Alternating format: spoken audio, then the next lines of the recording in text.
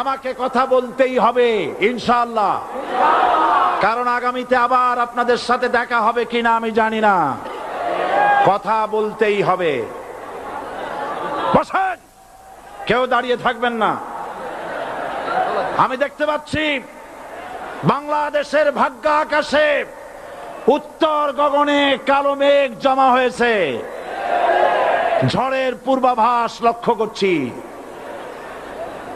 যদি মোকাবেলা করতে না পারেন সক্ষম ভাবে, এমন অন্ধকার গাঢ় কালো অমাবস্যার রাত আসতে পারে যার সুবে সাদেক হওয়া অসম্ভব।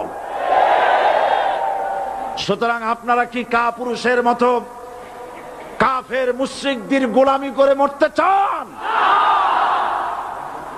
বিড়ালের মতো 500 বছর বেঁচে থাকার কোনো লাভ নাই। সিংহের মতো 1 ঘন্টা বাঁচতে চাই। আমাদেরকে বলা হয় সাম্প্রদায়িক উস্কানিমূলক কথা নাকি আমি বলি। পত্রপত্রিকা দিছে না তারা? সাম্প্রদায়িক উস্কানি কথা, সাম্প্রদায়িক উস্কানিমূলক কথা বলি। সেই জন্যই বোধহয় শত শত মুসলিম আমাদের কাছে এসে মুসলমান হয়। মানুষে আর বোকা বানানো যাবে না। যাবে কি? আর বোকা বানানো যাবে? তারপর বলছে কি?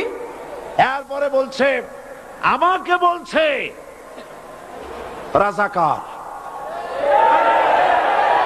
শুনে রাখো চট্টগ্রামের লক্ষ লক্ষ জনতা, পার্লামেন্টে যখন আমাকে এই কথা বলা হয়েছিল, আমার পার্লামেন্টের কলিগ জাফরুল্লাহ চৌধুরী সাহেব বসে আছেন এখানে।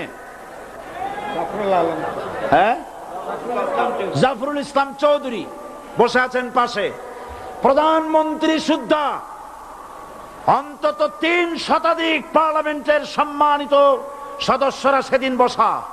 1997 সনের বাজেট বক্তৃতা যখন আমি করতেছিলাম, ডক্টর কুদরতে খোদা, নাম রাখছে কুদরতে খোদা, আসলে গজবে খোদা। এই লোকটি নাস্তিক, ইসলামের চূড়ান্ত দুশমন। তার প্রণীত শিক্ষা ব্যবস্থার যখন সমালোচনা করছিলাম, ট্রেজারি বেঞ্চ থেকে আমাকে বলা হলো রাজাকার।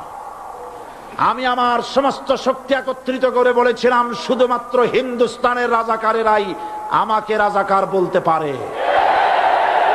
আমি বলেছিলাম 1973 সন পর্যন্ত